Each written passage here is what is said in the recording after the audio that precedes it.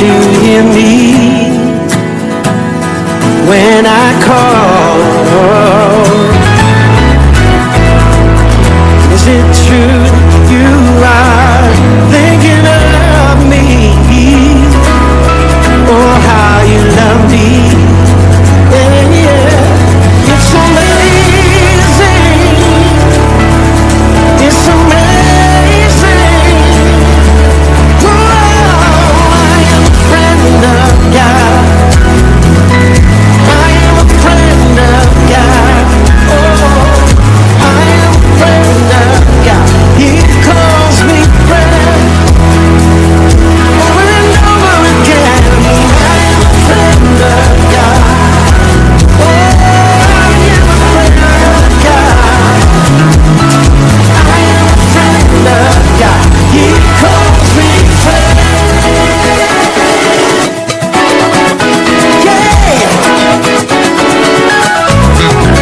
I belong to you. You belong to me, Lord.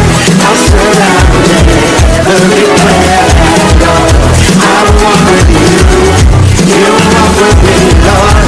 I'm surrounded everywhere that I go. And I am yours. You are mine.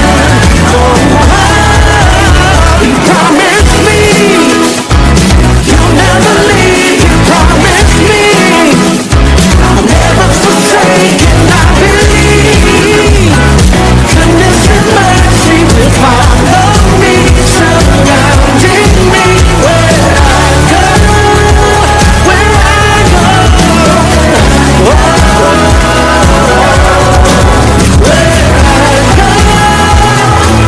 Everywhere that I go,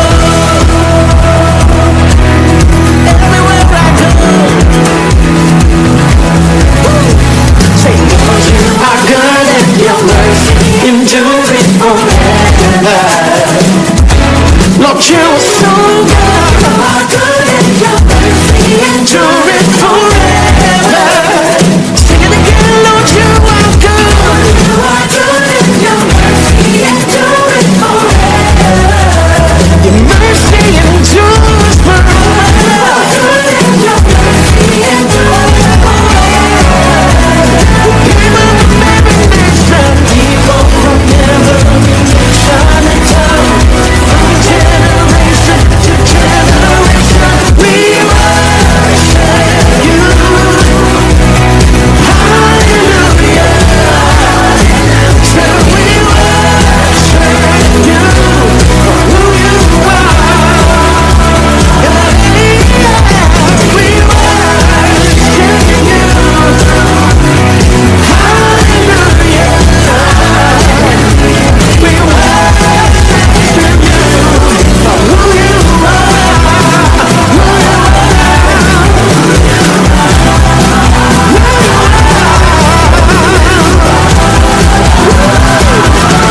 And you are good, yeah.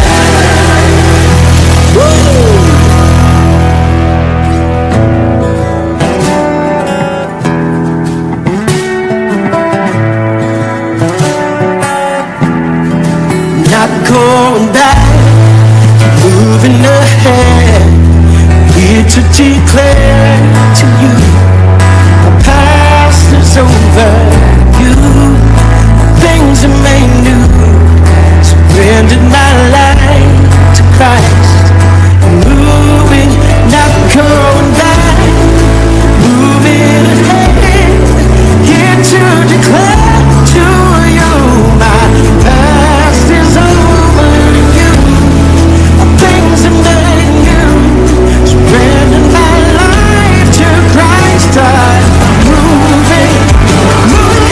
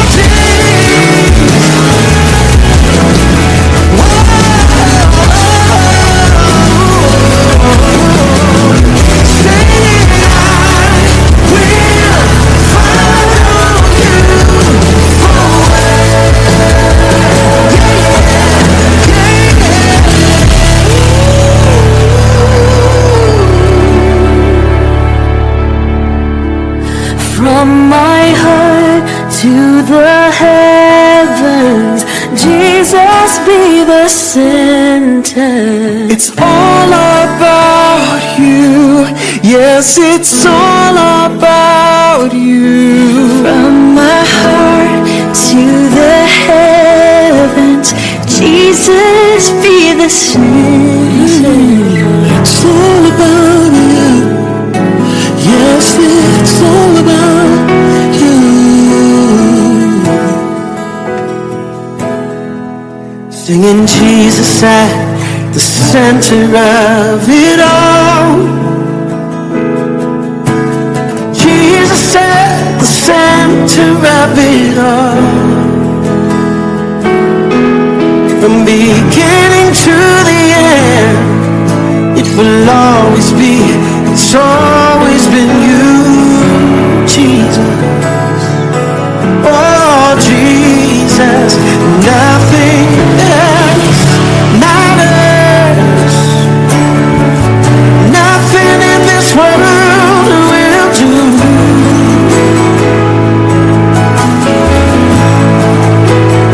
Jesus, you're the center. Oh, everything revolves around you. Jesus, you. Nothing else matters. Nothing in this world will do. Oh, Jesus, you're the center. Everything revolves around you. Jesus, you.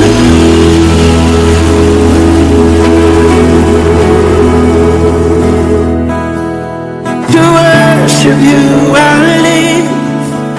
To worship you, I live to worship you. Oh, to worship you, I live. To worship you, I live to worship you. Oh, to worship you, I live. To worship you, I live to worship you. Jesus, oh, to worship you, I live to worship you. I live to worship you.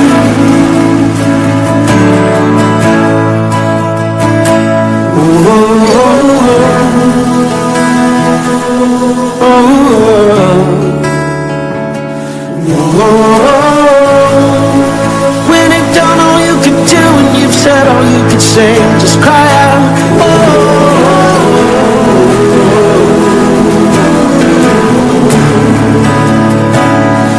oh, oh.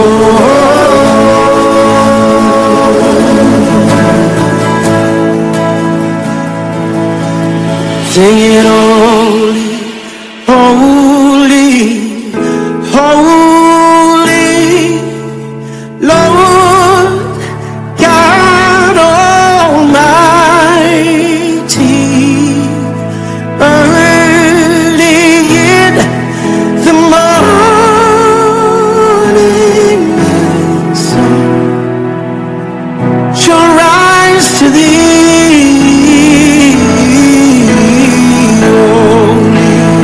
Holy, holy, merciful and mighty, God in 3 persons, blessed Trinity. God in 3 persons, blessed Trinity.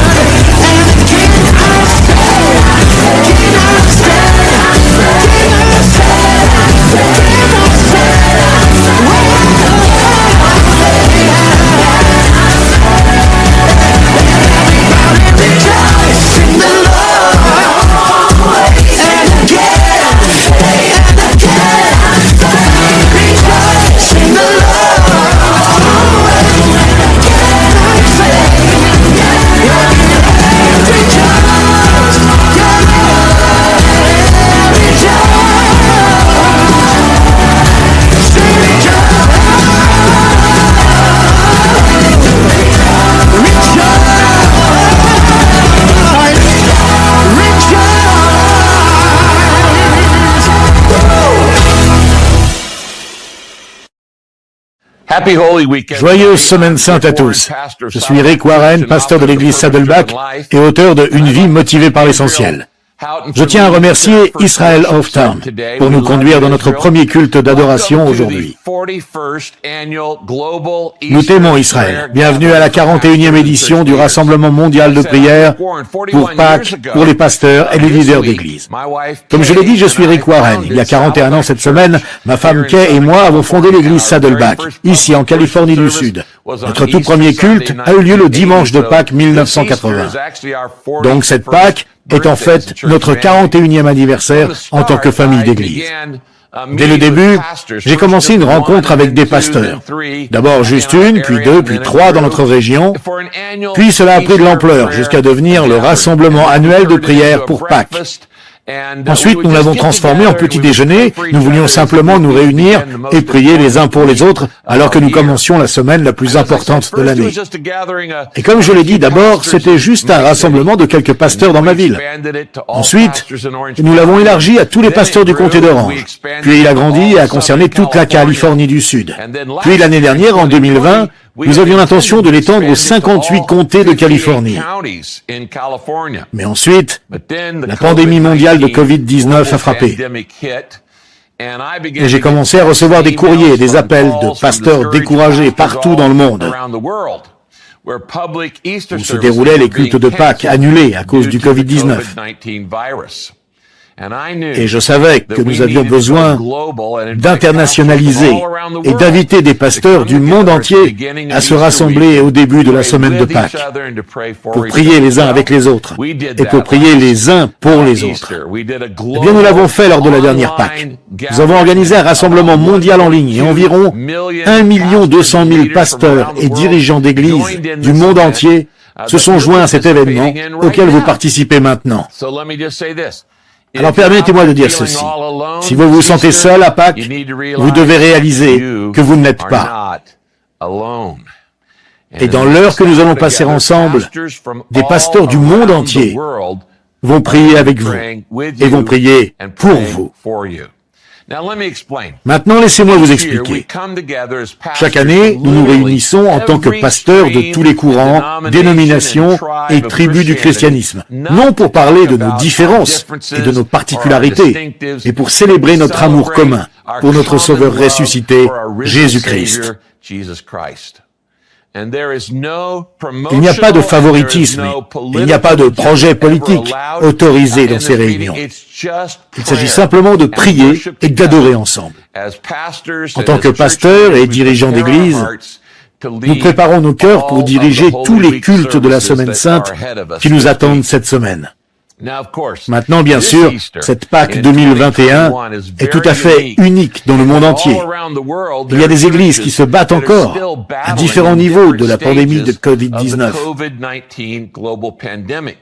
De nombreux endroits à travers le monde sont toujours en confinement complet, tandis que dans d'autres, il y a des églises qui sont autorisées à se rencontrer, mais avec des restrictions sévères. Mais je suis ici pour vous dire que bien que nous ne sommes pas tous en mesure de nous réunir pour Pâques, la résurrection de Jésus-Christ sera toujours célébrée partout dans les cœurs et les maisons de milliards de personnes. 2,3 milliards de croyants chrétiens dans le monde. C'est une personne sur 3 sur cette planète qui honorera Jésus-Christ tout au long de la semaine et du week-end. Nous pouvons être séparés, mais nous ne sommes pas seuls. Nous pouvons être séparés, mais nous ne sommes pas isolés. Pâques n'est pas un endroit, c'est une fête. Et maintenant, avec la technologie, comme nous le faisons en ce moment, nous pouvons nous réunir et nous connecter plus que jamais, depuis n'importe où dans le monde, pour adorer et prier ensemble. Parce que c'est à présent un rassemblement mondial de pasteurs et de dirigeants d'église, je voulais une voix pour chaque continent pour nous conduire ensemble dans notre prière. J'ai donc invité 6 pasteurs différents, représentant les 6 différents continents pour nous conduire cette année. Voici les pasteurs respectés à qui j'ai demandé en 2021 de représenter chacun des continents dans la prière. Premièrement, pour représenter le continent africain, j'ai demandé au pasteur William Okoye de nous conduire. Et il va nous conduire dans la prière pour tous ceux qui pleurent les pertes que nous avons connues cette année. Pertes avec les décès dans la famille ou parmi les amis, pertes dans notre communauté, pertes de moments ensemble et de cultes d'adoration. Il va nous conduire. Puis deuxièmement, représentant l'Europe, j'ai demandé à l'évêque Dominique Ray de nous conduire dans la prière pour tous ceux qui ont été touchés par la pandémie l'année dernière et pour que cela augmente la réceptivité spirituelle pour entendre l'Évangile. Puis troisièmement, représentant le continent sud-américain, j'ai demandé au pasteur Roméo Taracena de nous conduire dans la prière pour l'unité au sein de nos églises et pour la puissance que nous avons lorsque nous sommes unis. Puis quatrièmement, représentant le continent nord-américain, j'ai demandé au pasteur Derwin Gray et à sa femme Vicky de nous conduire à prier pour la réconciliation que nous ne pouvons avoir que par la croix. Puis cinquièmement, j'ai demandé au pasteur John O, représentant l'Asie, de prier pour les pasteurs, alors que nous préparons nos messages de Pâques, de partager l'espérance de Christ. Puis sixièmement, représentant également le continent asiatique, j'ai demandé au pasteur Peter Tanchi de prier pour les pasteurs en particulier, pour leur santé et leur sécurité et la protection de leur famille. Enfin, à la fin de ce temps de prière, je reviendrai et clôturerai avec quelques mots d'encouragement, particulièrement pour vous qui servez le corps du Christ. Je vous aime et remercie Dieu pour vous. Je prie tellement pour vous. Ensemble, partout dans le monde, nous prierons pour l'onction de Dieu sur votre vie, pendant que vous prêcherez le Christ, tout au long de cette semaine sainte de la Pâque. À présent, entre certains temps de prière, nous allons être conduits dans l'adoration par quelques amis à moi. Vous avez déjà entendu Israel Houghton, mais vous allez aussi entendre CeCe Winans, et vous allez entendre notre équipe de louanges de Saddleback qui va nous conduire dans l'adoration. Maintenant, notre format est très simple, ce n'est pas compliqué. Tout d'abord, le pasteur parlera d'un sujet pour lequel nous prierons ensuite. Après, nous aurons un temps de silence, où vous pourrez prier personnellement sur ce sujet. Malheureusement, n'étant pas tous au même endroit, on ne peut pas s'asseoir autour de table, et comme nous l'avons toujours fait par le passé, prier les uns pour les autres, en écoutant les prières de chacun. Alors, vous prierez en silence, pour tous les autres pasteurs à cet appel. Puis enfin, notre pasteur représentant chaque continent priera à haute voix pour vous et pour tous les autres pasteurs et dirigeants d'église participant à cet événement. Encore une fois, merci d'avoir donné de votre temps pour participer à ce rassemblement mondial de prière à Pâques pour les pasteurs et les dirigeants d'église. Je sais que vous allez être bénis.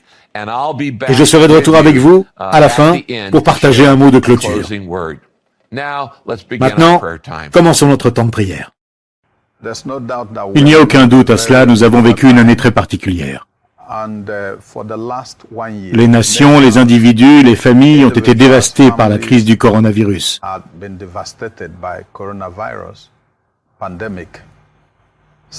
Par conséquent, beaucoup d'entre nous avons subi de grandes pertes.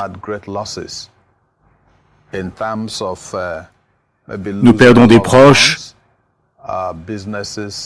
les commerces s'effondrent, nous vivons toutes sortes de difficultés.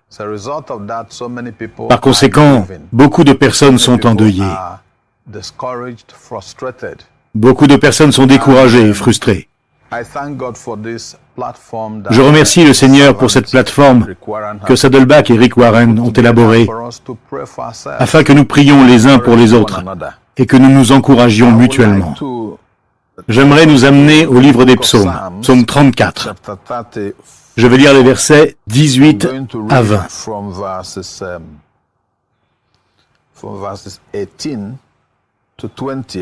Je lirai d'abord la version King James. et ensuite celle de The Living Bible. Le Seigneur est proche de ceux dont le cœur est brisé. Il sauve les esprits abattus. Nombreux sont les malheurs pour le juste, mais de tous, le Seigneur le délivre. Il garde tous ses os, et aucun d'entre eux n'est brisé. Si maintenant nous le lisons dans la version The Living Bible, il est dit « Le Seigneur est proche de ceux dont les cœurs se brisent. Il sauve ceux qui se repentent de leurs péchés. » Le juste n'échappe pas au malheur, il les vit également, mais le Seigneur l'aide dans chacun d'entre eux. Aucun de ses os n'est brisé. C'est vraiment encourageant pour nous de savoir que peu importe la perte, la souffrance, peu importe les difficultés que nous avons vécues et que nous vivons encore, durant cette pandémie, le Seigneur se préoccupe de nos inquiétudes. La Bible dit que tout ce qui nous touche, touche la prunelle de ses yeux. Et parce que c'est un Dieu qui répond aux prières, lorsque nous appelons son nom, dans nos difficultés, il nous écoute. Nous allons donc prier aujourd'hui et appeler le nom du Seigneur, qui nous visite dans nos souffrances et notre captivité. Certains ont souffert, dont moi-même. J'ai subi beaucoup de difficultés durant l'année passée. Une de celles-ci est que ma chère femme, après 42 ans de mariage, est allée rejoindre le Seigneur. Et alors que je me remettais de cet événement, ma mère est morte. Et mon petit frère également.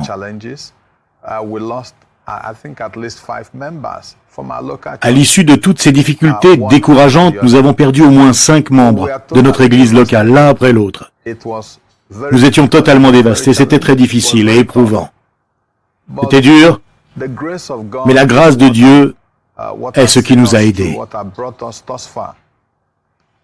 Le Dieu qui l'a fait pour nous le fera pour vous. Il est préoccupé par nos inquiétudes et il viendra vous rencontrer lorsque vous en aurez besoin. Une des choses que nous avons résolues face à toutes ces difficultés est que nous ne laisserons pas nos problèmes nous éloigner de Dieu. Nous laisserons nos problèmes nous rapprocher de Dieu, car nous réalisons que si nous laissons les problèmes nous éloigner de Dieu, nos problèmes s'empireront. Lorsque nous laissons nos problèmes nous rapprocher de Dieu, nous étudions plus la Bible, prions plus, sommes plus proches de Dieu et lui obéissons, faisons sa volonté et essayons de toucher la vie des autres. Nous expérimentons la guérison. Je prie que la guérison soit accordée à tous ceux d'entre nous qui ont vécu une perte ou qui ont souffert. Que Dieu vous encourage. Le Dieu de la restauration va restaurer ce que vous avez perdu. En d'autres mots, il fera de votre situation un outil dans les mains du Saint-Esprit afin d'accomplir le plan divin et le but de votre vie. Prions maintenant.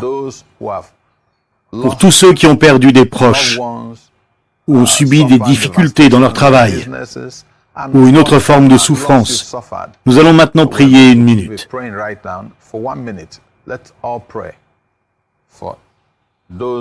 Prions pour ceux qui ont subi cette perte.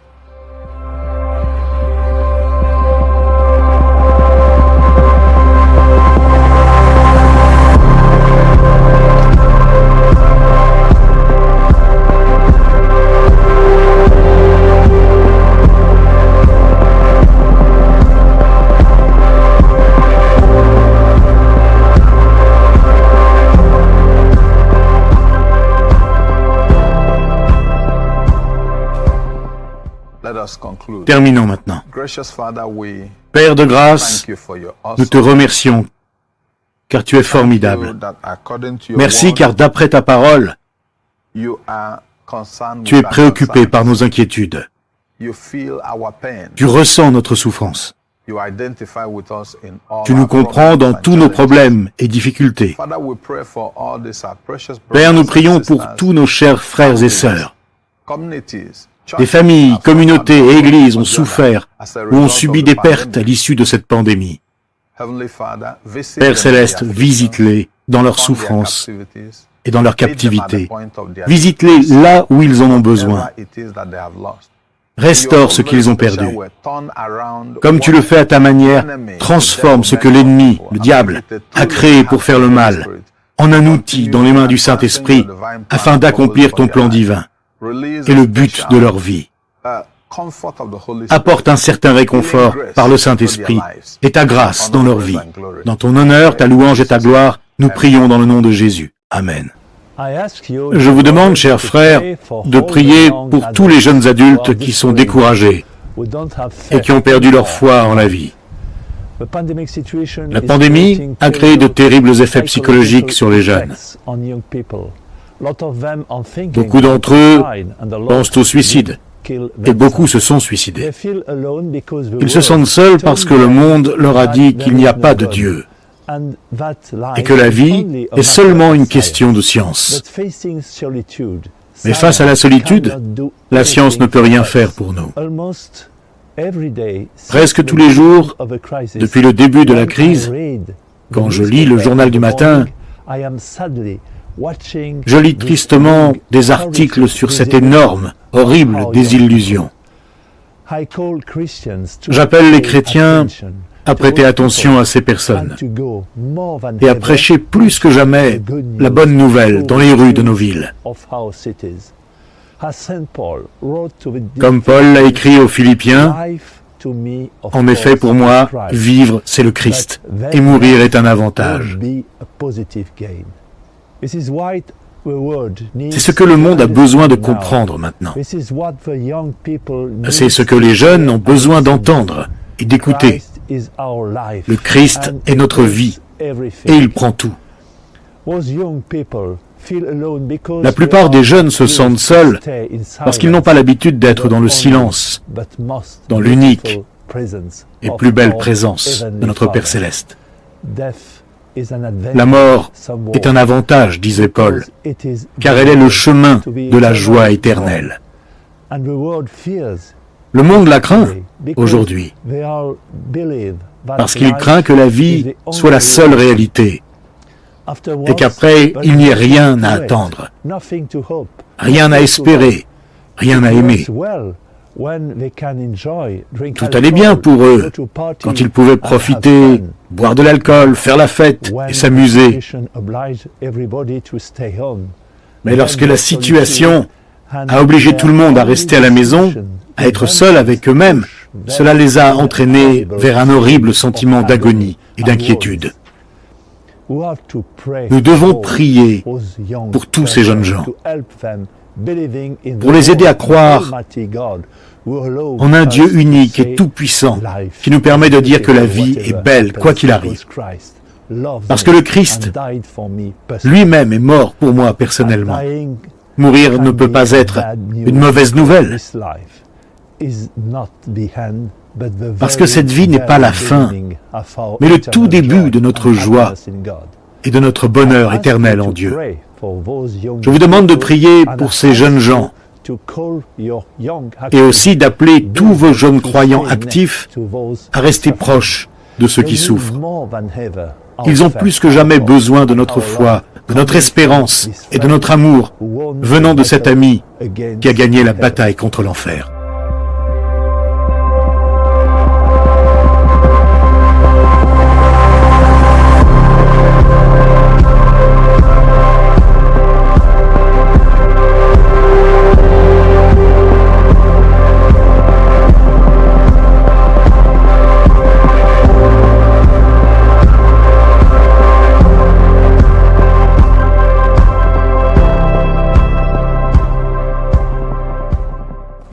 Père Céleste, Seigneur, je te demande aujourd'hui d'apporter de l'espoir à tous les jeunes qui ont perdu toute force de vivre, qui ne trouvent plus aucune raison de se battre pour leur propre existence, qui croient qu'ils sont inutiles et que la vie n'a pas de sens. Esprit Saint, nous te demandons une nouvelle Pentecôte dans leur cœur. Nous te demandons de leur faire sentir ton amour. Nous te demandons de tourner leur visage et leurs yeux vers les réalités éternelles. Ne laisse pas tous ces jeunes gens dans cette situation de désespoir. Aide-nous à savoir comment aider. Aide-nous à être plus prudents et à remarquer quand ils sont dans une situation de profonde tristesse. Tu aimes tous nos enfants. Tu n'avais pas besoin de nous, mais tu nous as voulu dès le début. Aide-nous à annoncer cette merveilleuse nouvelle, que nous sommes sauvés par ton amour et ta bonté. Seigneur, donne à tous les jeunes qui croient le zèle de l'apôtre pour prêcher et rester proche de ceux qui sont perdus. Ces jeunes gens perdus sont victimes des mensonges postmodernes. Mais tu as gagné la bataille. Nous te faisons confiance, Jésus. Nous avons confiance que tu peux convertir ce que tu veux et qui tu veux. Si nous sommes prêts à être à ton service pour prêcher et annoncer la vie par tes commandements. Seigneur, aide-nous à être de bons apôtres de ta parole. Aide-nous à voir quand il y a quelqu'un qui souffre. Aujourd'hui, nous te le répétons. Je te donne mes mains, prends-les et utilise-les pour donner de la tendresse. Je te donne mes yeux, prends-les pour m'aider à voir à qui je dois aller prêcher. Je te donne mes pieds, utilise-les pour me porter où et quand tu veux, surtout dans les banlieues pauvres où nous avons peur d'aller. Je te donne mon cœur, prends-le et change-le de la pierre à la chair pour que je puisse ressentir un peu ce que tu ressens pour nous. Et pour mes frères et sœurs, je te donne ma vie. Prends-la et aide-moi à m'oublier moi-même et à servir ceux qui en ont besoin.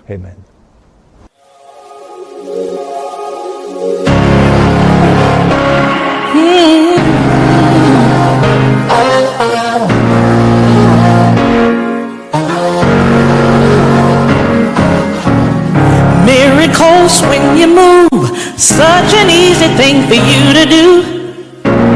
Your hand is moving right now. You are still showing up at the tomb of every Lazarus. Your voice is calling me out, but right now I know you're able, and my God, come through again. You can do all things. You can do all things but fail, 'cause you never lost the battle. No, you never lost the battle. And I know you never will. Everything's possible by the power of the Holy Ghost. A new wind is blowing right now, breaking my heart of stone, taking over like it's Jericho.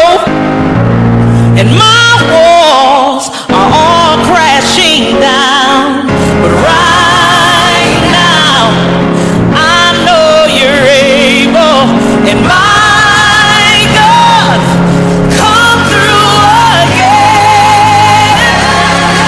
You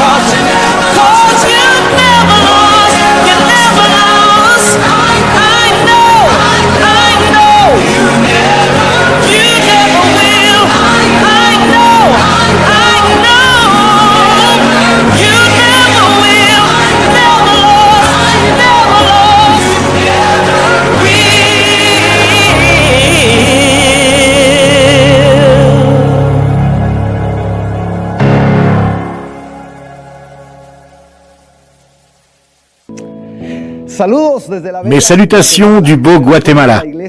J'aimerais vous rappeler que l'Église du Christ n'a jamais perdu de bataille. Elle grandira toujours. Et rien ni personne ne peut l'arrêter d'accomplir son objectif. Quelle belle opportunité nous avons aujourd'hui de nous rappeler que Dieu nous a appelés. Nous sommes porteurs de la bonne nouvelle de la réconciliation que Dieu offre au monde par Jésus-Christ.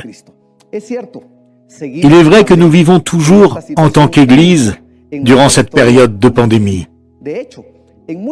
En réalité, dans beaucoup de pays d'Amérique latine, comme le nôtre au Guatemala, nous continuons sans pour autant voir la lumière à la fin du tunnel concernant la COVID-19.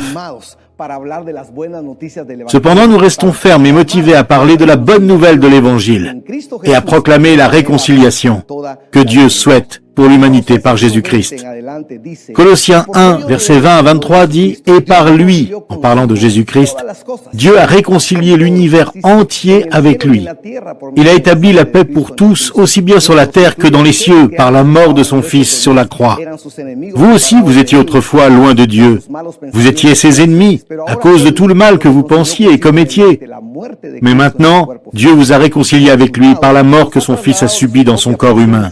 Il vous a amené dans sa présence, saint, sans défaut et irréprochable. Vous paraissez devant lui sans un défaut. Cependant, il faut que vous demeuriez dans la foi, fermement établie sur de solides fondations, sans vous laisser écarter de l'espérance qui est la vôtre depuis que vous avez entendu la bonne nouvelle. Cette bonne nouvelle a été annoncée à l'humanité entière, et c'est d'elle que moi, Paul, je suis devenu le serviteur. Rappelons-nous que la réconciliation est née dans le cœur de Dieu, et non dans le cœur de l'homme.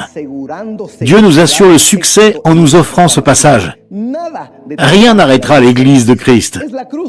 C'est la croix, le sacrifice expiatoire du Christ, le plus grand symbole de réconciliation que Dieu ait offert à l'humanité.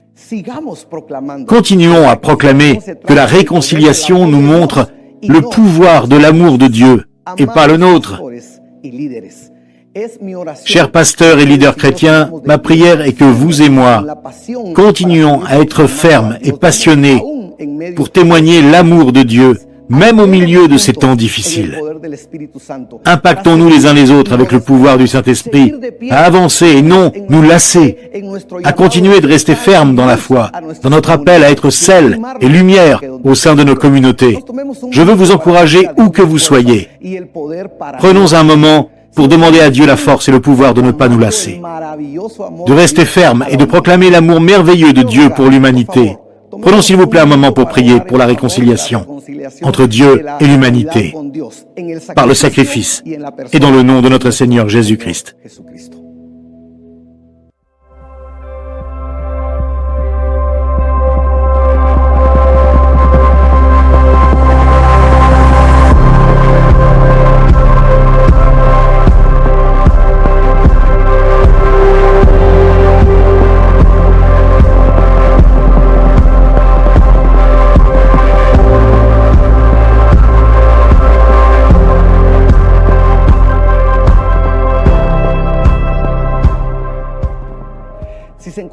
Si vous vous retrouvez avec votre femme ou vos enfants, essayez de vous prendre les mains et de prier ensemble notre Dieu de bonté. Seigneur, accompagné de cette armée victorieuse de pasteurs et de leaders chrétiens dans les congrégations locales du monde entier, nous voulons te prier aujourd'hui pour une renaissance. S'il te plaît, entends nos cœurs et notre cri dans cette prière, Seigneur. Seigneur, nous te prions de déverser ta grâce en chacun de nous qui te servons, afin que nous puissions proclamer ta parole. Nous prions de refléter ta grâce dans notre comportement et nos discours. Laisse-nous, Seigneur, te représenter ici sur terre et montrer ton sourire à ceux qui sont tristes. Permets-nous d'être ta voix pour apporter réconfort et paix à ceux qui nous entendent. Nous prions aussi que ta puissance vienne sur chacun d'entre nous. Nous prions pour une bonne santé. Remplis-nous de ta force afin d'apporter ta parole de réconciliation à chaque coin du globe. En commençant par notre foyer, dans nos communautés et nos églises locales, donne-nous de la force Donne-nous la santé. Nous plaidons tout cela dans le nom du Seigneur Jésus-Christ. Seigneur, nous te demandons également de nous élever. Nous soumettons nos demandes pour que ton onction soit répandue dans chacun de nos cœurs. Dans tout ce que nous faisons, puissions-nous voir ta main puissante et surnaturelle nous élever. Que ta divine onction vienne dans chacun de nos rassemblements et ministères. En ces temps incertains, puisse ton onction surnaturelle apporter réponse et paix, afin d'avoir confiance en toi. Aide-nous, Seigneur, avec ta sagesse. Puisse-t-elle tomber sur nous en abondance des cieux. Que ta sagesse nous éclaire, afin que nous trouvions de nouvelles manières d'être ton Église. Aide-nous à proclamer ton amour qui te réconcilie avec l'humanité par des moyens nouveaux et pertinents qui n'ont jamais été exercés. Rends-nous sages en ces temps incertains. Donne-nous ta lumière pour éclairer chaque étape que nous traversons. Nous te demandons également que ta richesse matérielle puisse être un outil dans nos mains, afin d'aider les nécessiteux et exercer un ministère pour amener la réconciliation dans chaque région dans laquelle tu nous as placés, dans chaque endroit qui le nécessite. Puisse ton Église être reconnue en tant que prolongation de ton amour au milieu des circonstances que nous vivons. Aide-nous à te tenir la main et à te suivre, afin de devenir une extension de ton amour à chaque endroit dans lequel tu nous as placés. Dieu, nous te faisons confiance. Nous mettons notre espoir en toi. Merci pour Jésus-Christ, pour son sacrifice et son mérite. Nous te demandons tout cela, Père, dans le nom de ton Fils Jésus-Christ. Merci, Père. Merci, Fils. Merci, Saint-Esprit. I count on one thing. The same God that never fails will not fail me now. You won't fail me now in the waiting.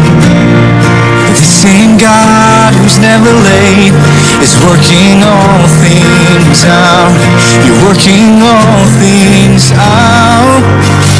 Yes, I will lift you high in the lowest valley. Yes, I will bless your name.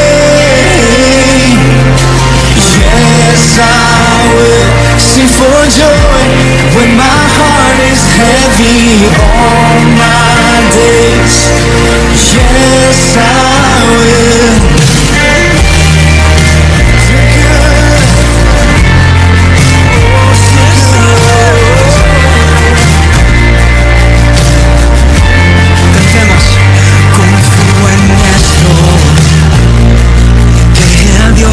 Que siempre es fiel, no me fallará, no me fallarás, y en la espera, en el Dios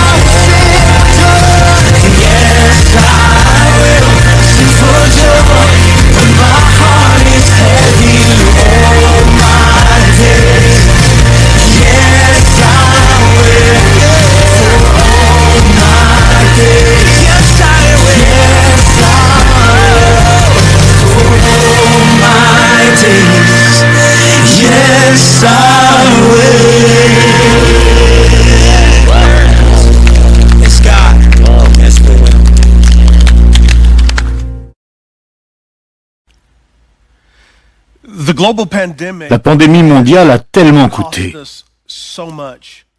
Nous avons enterré des proches, nous avons enterré des amis et des membres de nos assemblées.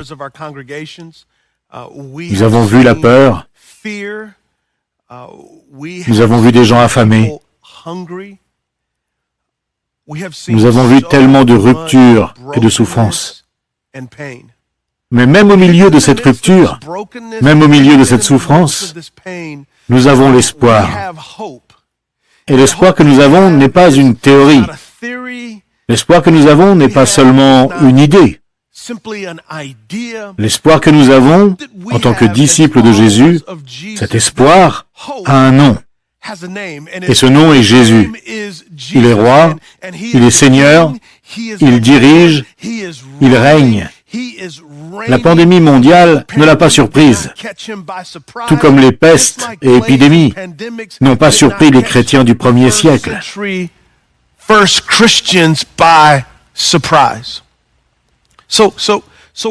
Que pouvons-nous donc faire alors que nous nous approchons de Pâques? Le joyau de notre foi, le magnus opus que ce fabuleux orchestre qu'on appelle l'Évangile joue, tel un chant d'espoir et tel un chant d'amour. Que pouvons-nous faire alors que nous avons tant perdu? Eh bien, la première chose à faire est de se rappeler de ceci. En tant que berger du troupeau de Dieu, nous devons nous rappeler de ceci. Romains 8, 37 dit « Nous sommes les grands vainqueurs par celui qui nous a aimés. » En tant que disciples de Jésus, les circonstances n'impactent pas notre adoration. Notre souffrance n'impacte pas notre louange. Nous sommes les grands vainqueurs en Christ. Nous devons nous en rappeler. Cette résurrection que nous allons célébrer, ce roi ressuscité qui est sorti du tombeau, est maintenant en vie, pas seulement en nous, mais dans tout le peuple de Dieu. Et Pâques est le moment où nous revenons à la réalité, qui est que celui qui s'est élevé hors du tombeau est celui qui s'élève en nous. Que pouvons-nous faire? Nous ne devons pas seulement nous rappeler que nous sommes les grands vainqueurs en lui et en son amour pour nous, mais nous devons aussi nous rappeler que Jésus a dit « Vous aurez à souffrir dans le monde, mais courage, j'ai vaincu le monde. » Notre courage se trouve en Christ. Il est notre force. Il est notre source de sagesse. Il est notre source de renouveau. Il est notre source de provision. Il est notre source. Il est un Dieu qui nous accompagne. Nous nous rappelons donc que nous sommes les grands vainqueurs. Et nous nous rappelons que nous sommes courageux en Jésus-Christ. Dans un instant, ma femme et moi allons prier. Mais j'aimerais juste me concentrer et prier silencieusement. Je voudrais que vous pensiez à l'intense réalité que celui qui est sorti hors du tombeau élève en nous. Il vit en nous. Nous sommes les grands vainqueurs et nous sommes courageux. Faisons un moment de silence.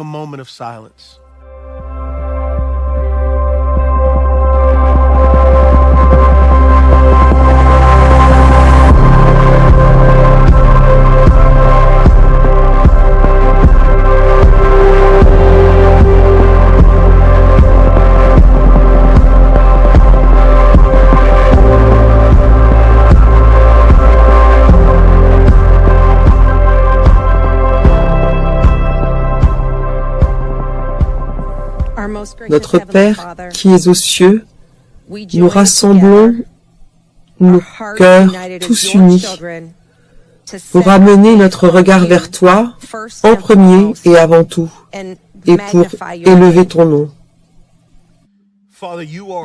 Père, tu es grand et bienveillant. Tu es parfait. Tu es merveilleux de toutes les manières.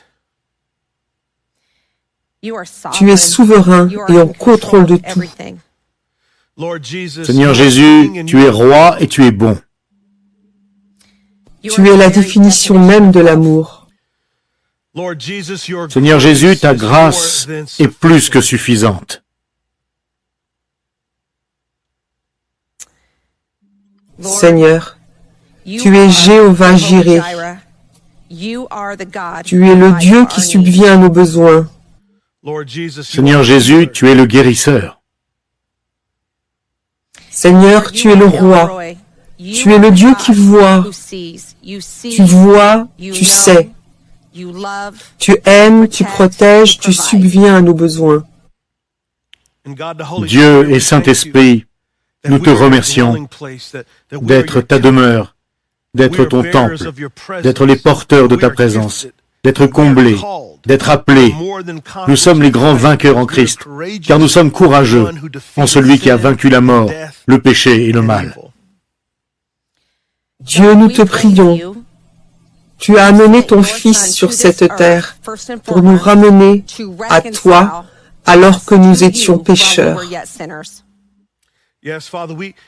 Seigneur, nous te remercions, car dans un monde brisé et séparé de toi, dans un monde perdu, ton cœur et ton amour ont envoyé ton Fils, le Seigneur Jésus, vivre une vie parfaite et sans péché que nous n'aurions jamais pu vivre, car il nous a aimés au point d'aller à la croix, mourir à notre place. Il fut déshonoré pour nous donner sa grâce, et des veines d'Emmanuel son sang a coulé, non seulement pour nous pardonner, mais pour nous justifier et nous accepter. Lorsqu'il est mort, nous sommes morts avec lui dans la tombe.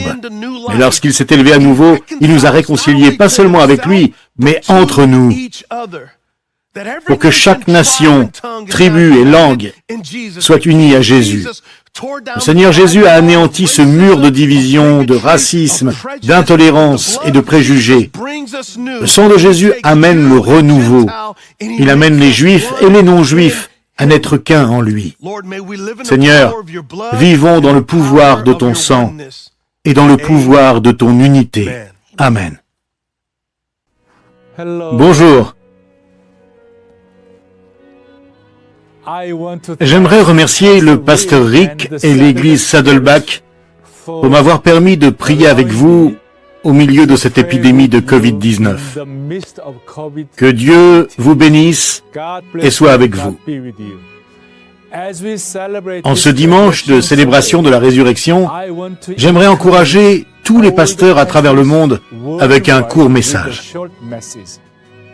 Nous célébrons le dimanche de la résurrection parce que nous croyons que la résurrection de notre Seigneur Jésus-Christ est un fait réel de l'histoire. Malheureusement, nous traversons un phénomène, la Covid-19, qui n'arrive qu'une fois dans une vie. Le terme Corona Sapiens est devenu populaire chez les Coréens, au lieu de dire Homo sapiens. Et c'est lors d'événements très étranges, comme celui-ci, que nous pouvons nous réunir pour célébrer le dimanche de la résurrection. Cependant, nous croyons dans le pouvoir vivant de sa résurrection, qui reste fort et invincible. Tout au long de l'histoire, beaucoup de gens ont dit croire en Jésus, mais malheureusement, la plupart d'entre eux sont morts sans avoir la certitude que la résurrection de Jésus est un fait réel.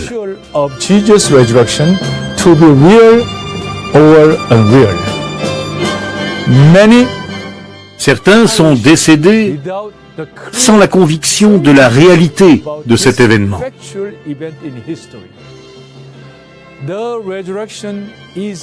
La résurrection est absolument un fait réel et un miracle surnaturel dans l'histoire.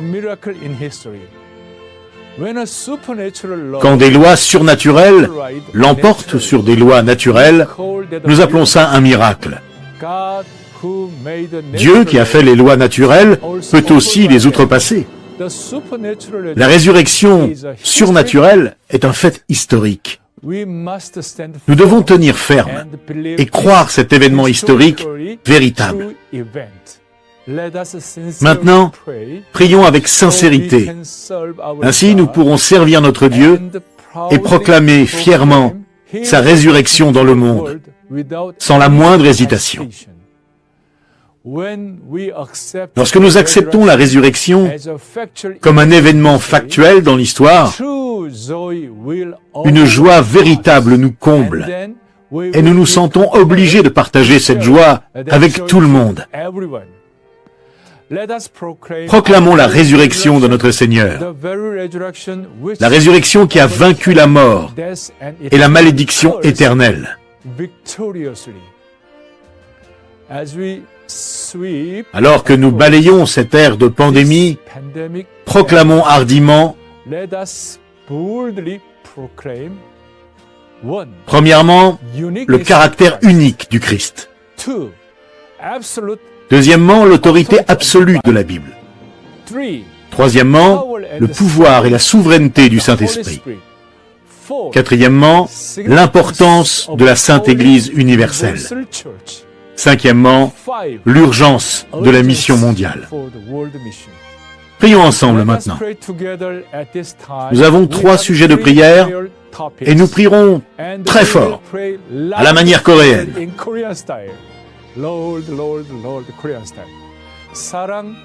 Mes collègues, l'église Sarang et son équipe de 120 pasteurs s'uniront à nous pour ce temps de prière ensemble. Alléluia. 주여 응답의 문을 열어 주옵소서.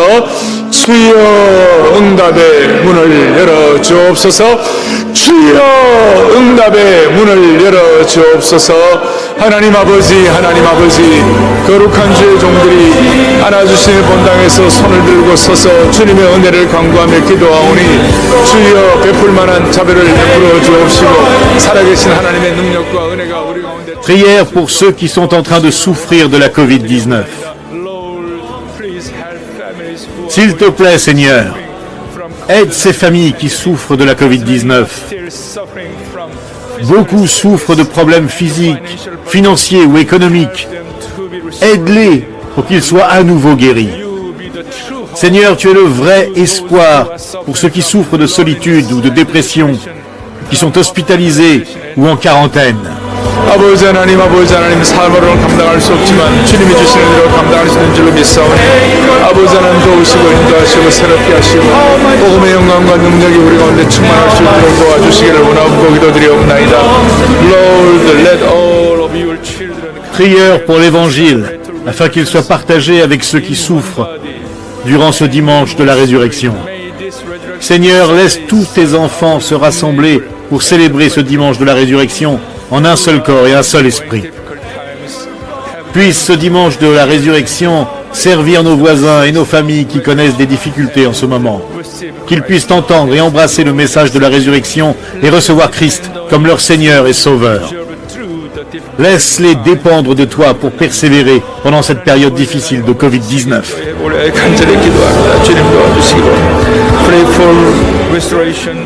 Prière pour la restauration de l'Église mondiale. Laisse ton Église mondiale se rassembler pour porter notre croix et partager de manière proactive la puissance vivante de la résurrection. Que le caractère unique de Jésus-Christ, l'autorité absolue de la Bible, la puissance du Saint-Esprit, l'importance de la Sainte Église universelle et l'urgence de la mission mondiale soient proclamés.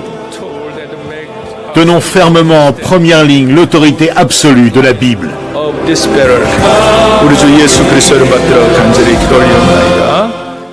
Amen. Merci pour le privilège de partager ceci avec vous depuis les Philippines. Une de mes grandes découvertes et passions est l'importance de la famille. J'aimerais que chacun d'entre nous puisse passer du temps à prier pour les familles chrétiennes. Qu'est-ce que je veux dire par là? C'est la réalité. J'ai remarqué que de nombreuses familles de dirigeants chrétiens sont attaqués par le diable. J'ai découvert que si les familles des pasteurs et des dirigeants ne sont pas en bonne santé, cela aura un impact sur la vie familiale de l'Église tout entière. Priez pour un réveil spirituel, en particulier pour la famille, parce que la famille est fondamentale. C'est l'invention de Dieu, afin que son royaume soit préservé et étendu. Mais c'est triste à dire, la réalité est que de nombreuses familles de dirigeants, pasteurs, diacres et anciens sont attaqués. J'ai vu des enfants se détourner du Seigneur. J'ai vu des familles se désintégrer. Imaginez, quel sera l'impact sur la société? Quel sera notre impact sur le monde si les familles ne sont pas centrées sur le Christ, si les familles ne sont pas caractérisées par l'amour, la joie, la paix? Prions pour que toutes les familles apprennent à appliquer ce que j'appelle le principe MRI. Pour une famille en bonne santé, le principe MRI signifie modèle. Que tous les parents soient un bon modèle. Veillez à ne pas crier. Soyez un modèle pour votre famille, pour vos enfants et pour votre communauté. Qu'est-ce que le R? Construisez des relations avec vos enfants, parce que les relations sont fondamentales. Si vous ne passez pas de temps, si vous ne construisez pas la relation, comment les enfants réagiront-ils à nos valeurs? Alors, construisez des relations.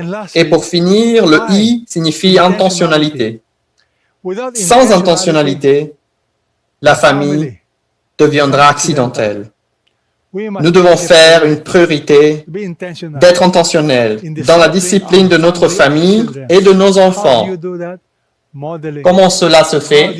En étant un modèle. Comment on fait ça? En construisant des relations. Comment on fait ça? En étant intentionnel. Soyez un modèle en matière de valeurs et de caractère. Laissez vos enfants vous voir servir et aimer le Seigneur en se pardonnant les uns les autres. Vous pouvez voir pourquoi c'est si crucial. Demandez-vous, comment pouvez-vous améliorer en tant que père, en tant que mère, en tant que leader? Prenons une minute pour prier en privé et demander à Dieu d'examiner nos vies et nos familles, d'examiner notre propre modèle. Avons-nous été un bon modèle? Prions.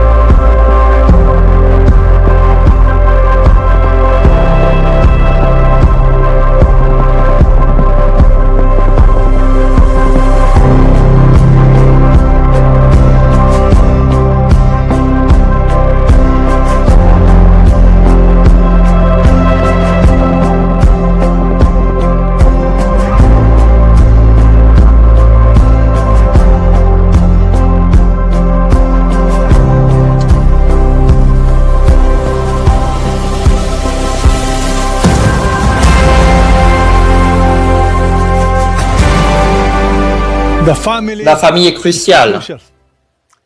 Si les familles ne sont pas en bonne santé, l'Église ne sera pas en bonne santé. Si l'Église n'est pas saine, la société ne sera pas saine. Nous devons donc commencer par la base. Soyez un modèle. Influencez votre famille. Prions.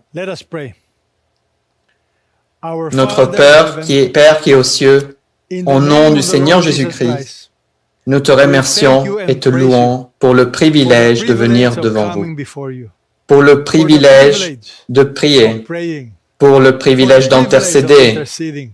Nous profitons de cette occasion pour prier, pas seulement en notre nom, mais au nom du corps du Christ, au nom de tous les responsables chrétiens, en particulier pour nos familles et leurs familles.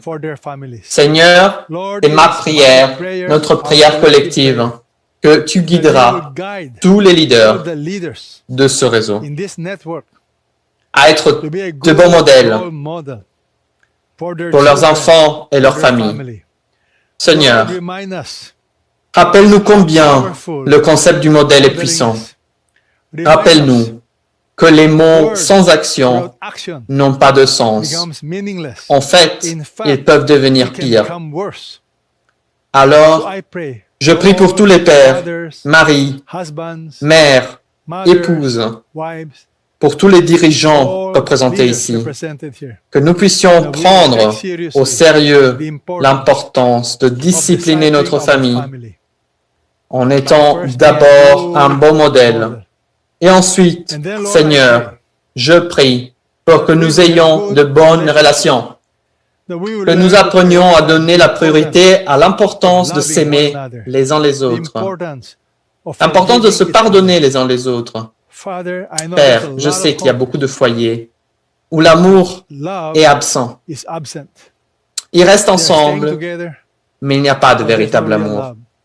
Beaucoup de relations entre les dirigeants, entre les églises, entre les membres des églises, ne sont pas basées sur l'amour. Alors, aide-nous à développer de bonnes relations avec nos enfants, notre famille et avec nos dirigeants.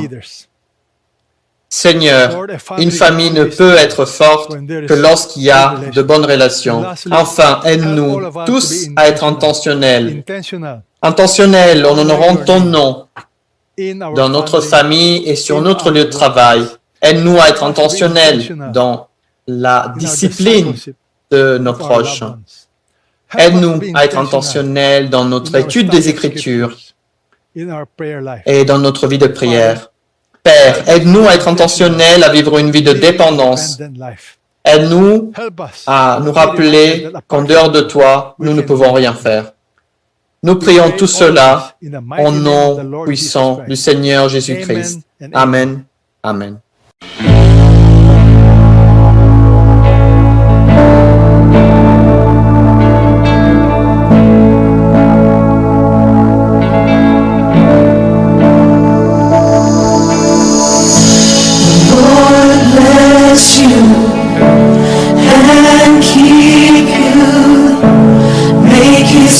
Shine upon you and be gracious to you. The Lord turn his face toward you and give you peace.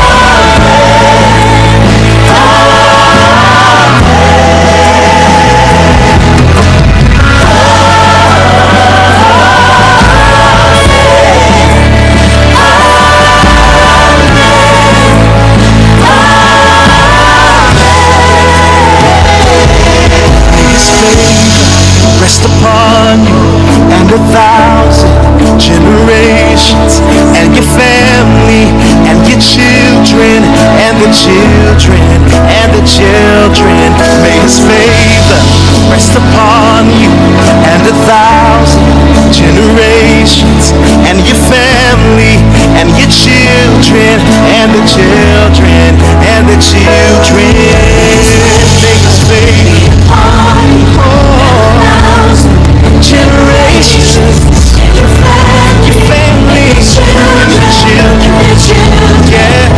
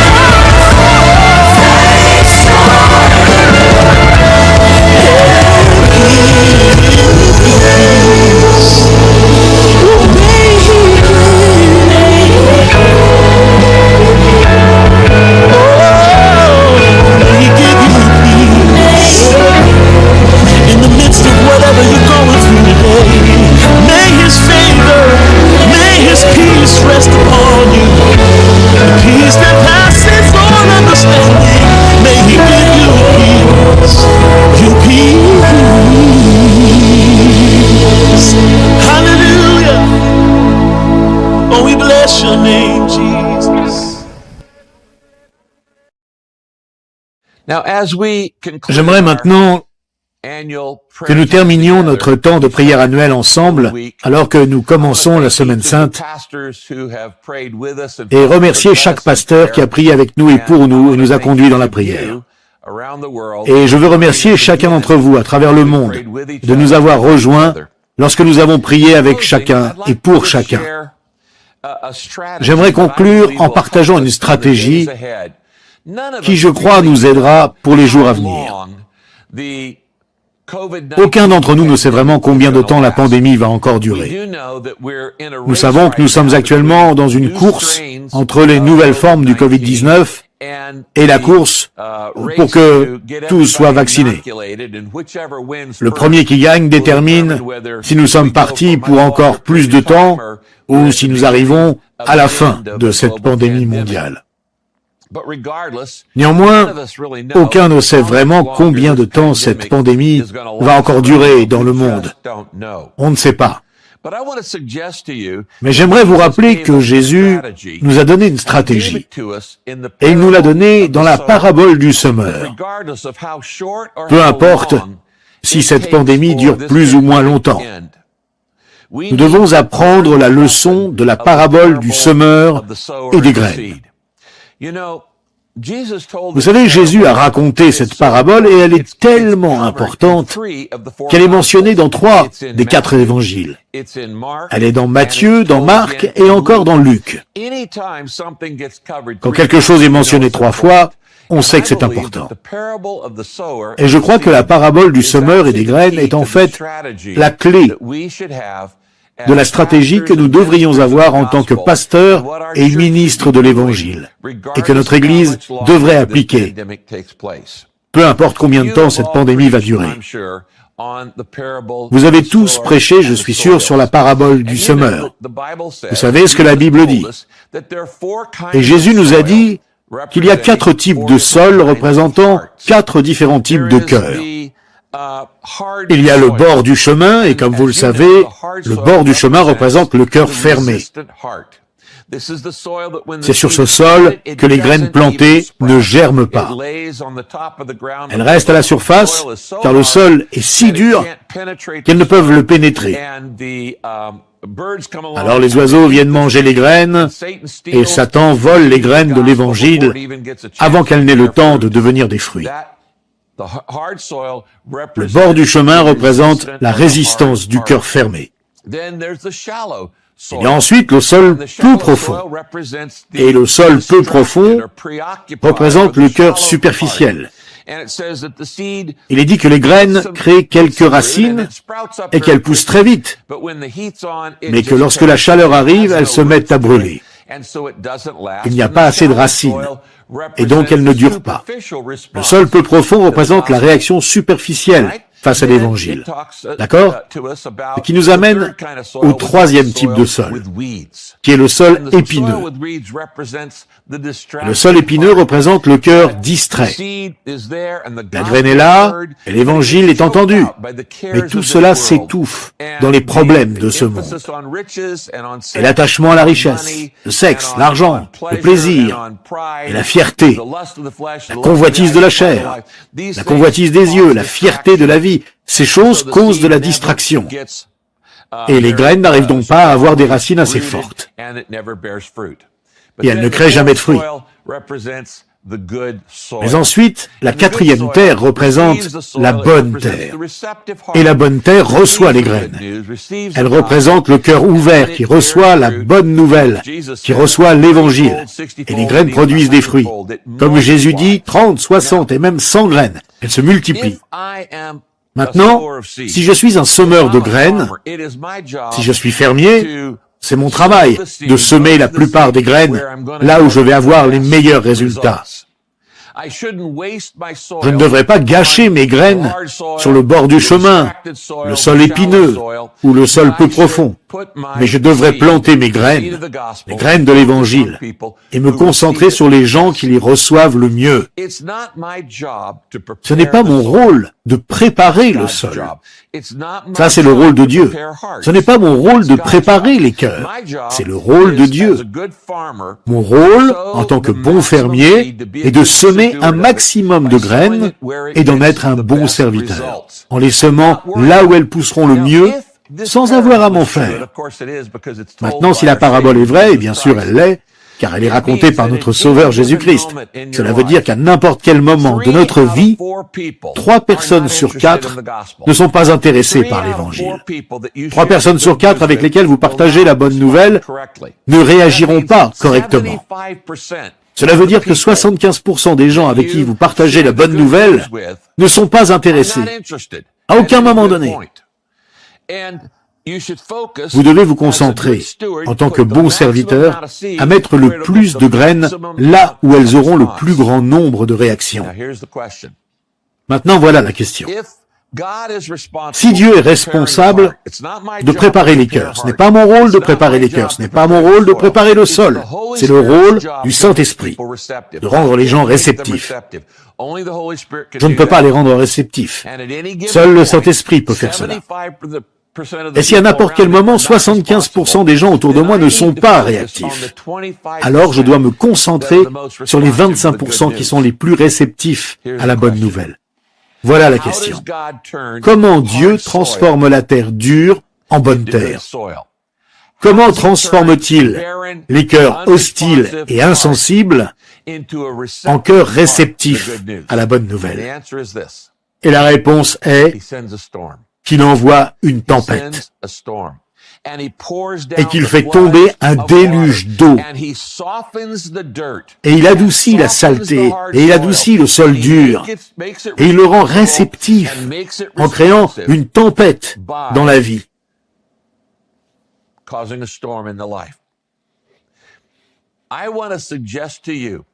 J'aimerais vous conseiller, et je le dis aux pasteurs depuis des années,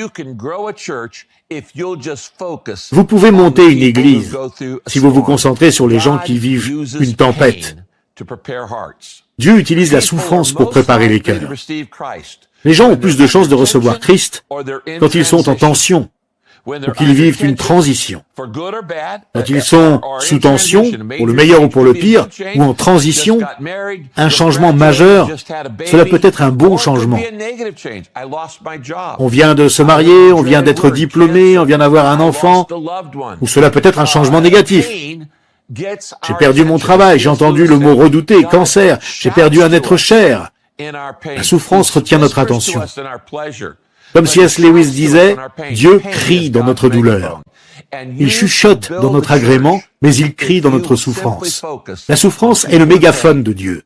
Et vous pouvez construire une église si vous vous concentrez seulement sur les gens en souffrance.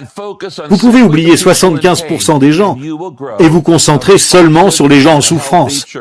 Et vous construirez une église réceptive et saine et vous amènerez plus de gens à Christ que vous ne pouvez l'imaginer. Mais pourquoi je dis ça?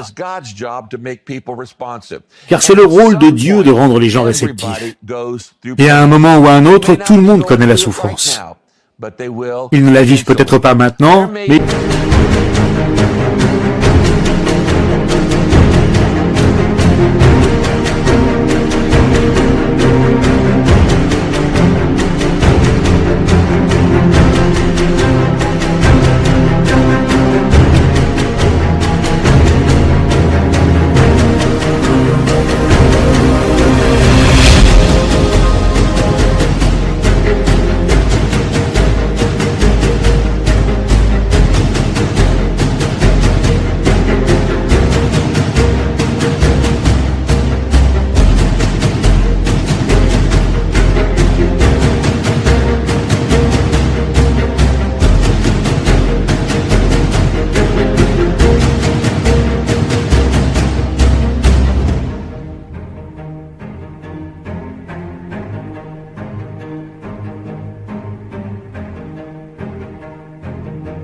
Ils vont la vivre à un moment. Il y a peut-être un homme dans votre ville qui a entendu l'Évangile une douzaine de fois, qui a 60 ou 70 ans, et qui a été résistant toute sa vie. Mais un jour, il va vivre la souffrance. Sa femme va mourir, ou il va apprendre la mauvaise nouvelle d'une maladie grave. Et là, il sera adouci par une tempête. Et quand il l'est, alors il est réceptif. Alors vous arrivez avec la bonne nouvelle et la partagez au bon moment. Dieu est responsable de préparer les cœurs. Nous sommes responsables de semer les graines.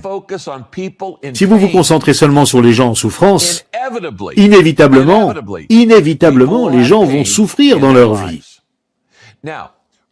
Maintenant, en ce moment, à cause de cette pandémie, il y a plus de gens en souffrance qu'à probablement n'importe quel moment de notre vie. La souffrance physique, la perte de proches à cause du Covid-19, ou bien ils ont perdu leur travail, ou ils ne peuvent pas voyager, ou ils n'ont plus à manger, ou autre chose. Mais ils souffrent, et Dieu à leur attention. J'aimerais donc vous challenger à Pâques. Concentrez-vous sur la souffrance que les gens vivent et aussi à observer comment ils réagissent à la bonne nouvelle. C'est la parabole du semeur. Et c'est la stratégie que nous devrions adopter. Et que la pandémie dure encore 6 mois, 1 an ou plus, si nous nous focalisons sur la souffrance des gens, nous amènerons les gens à Christ. Les mauvaises nouvelles pour le monde en sont de bonnes pour l'Église, car les gens sont plus réceptifs quand ils ont mal. Les mauvaises nouvelles pour le monde en sont de bonnes pour l'Église. L'année dernière, l'Église Saddleback a amené plus de gens à Christ qu'en n'importe quelle autre année, en 41 ans d'histoire. Plus de 21 000 personnes ont donné leur vie à Christ grâce à l'église de Saddleback. La plupart d'entre eux, grâce au témoignage personnel. Près de 15 ou 16 000 ont été personnellement amenés à Christ par des membres de l'église de Saddleback qui étaient en souffrance. Ils n'avaient soit pas de nourriture, soit pas de travail. Ils étaient sans objectif, sans espoir, peu importe. Dieu a eu leur attention par une sorte de souffrance. Et nous sommes arrivés, et nous avons partagé l'amour de Christ. C'est mon encouragement pour vous, lors de cette Pâque. Cette Pâque est le message d'espoir. Cette Pâque est une porte ouverte. Et la meilleure des portes ouvertes est quand le tombeau s'est ouvert pour que le Sauveur puisse être vu vivant. Je vais prier pour vous toute cette semaine. J'espère que vous prierez pour chaque autre église et chaque autre pasteur. Et qu'ensemble, nous voyons cette semaine la plus grande récolte en nous concentrant sur les gens qui souffrent durant cette pandémie.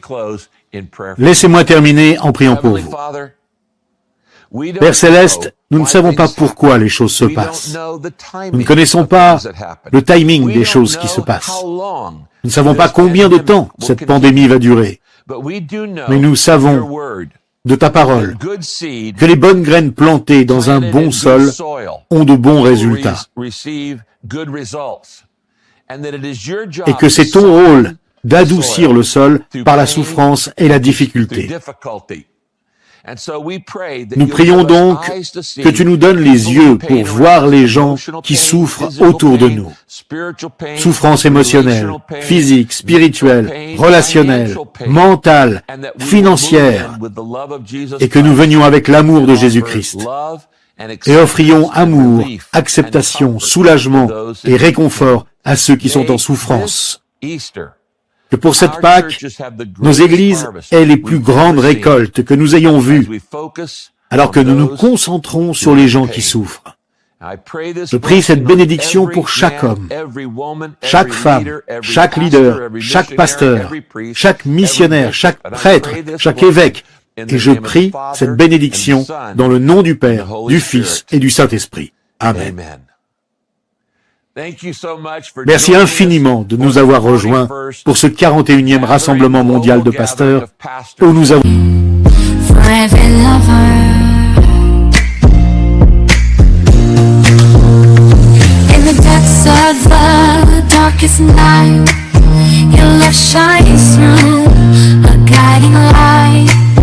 With every heartbeat your grace.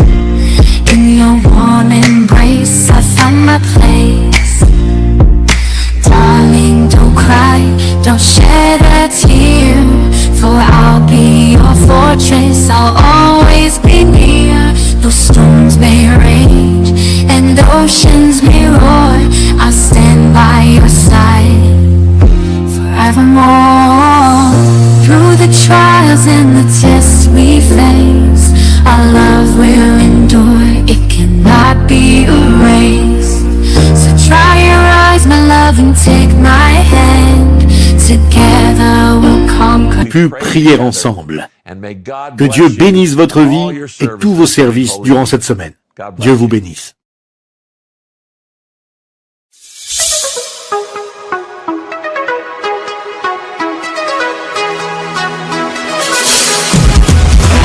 We invite you to sing along with us.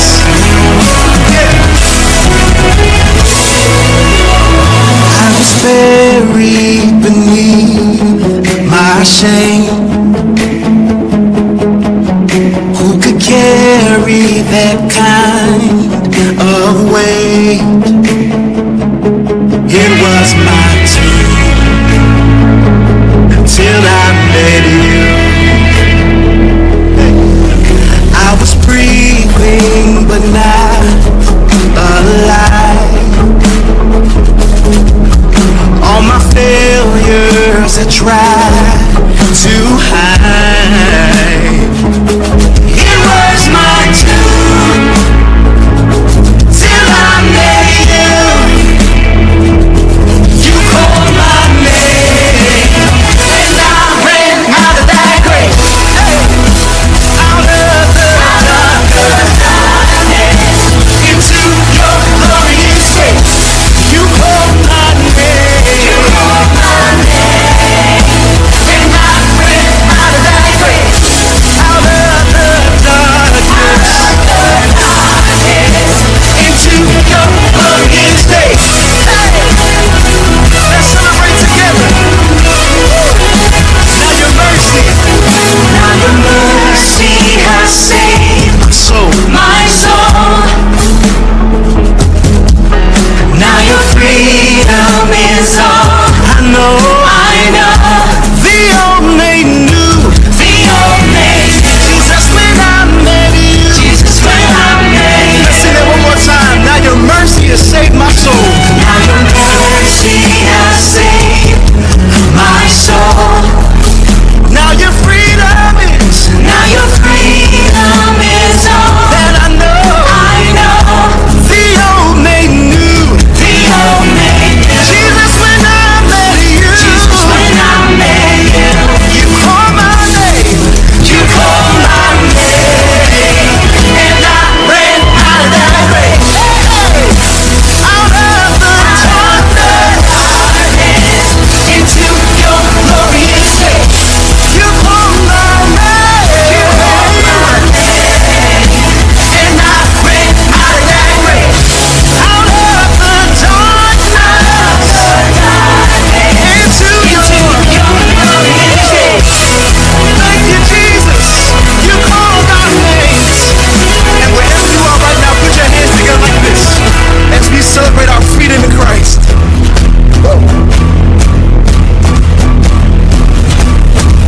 I needed rescue, my sin was heavy, but chains break at the weight of your glory. I needed shelter, I was an orphan, now you called me a citizen of heaven.